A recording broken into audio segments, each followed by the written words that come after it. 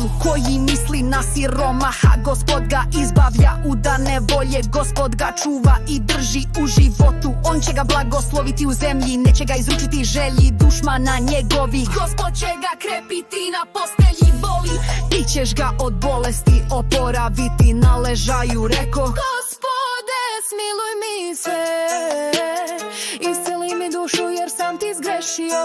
Neprijatelji zlurado govore o meni, kada će umreti, kada će mu se ime zvati. Kad mi ko po svestu dođe, govori ko je šta, a u srcu skuplja pakost.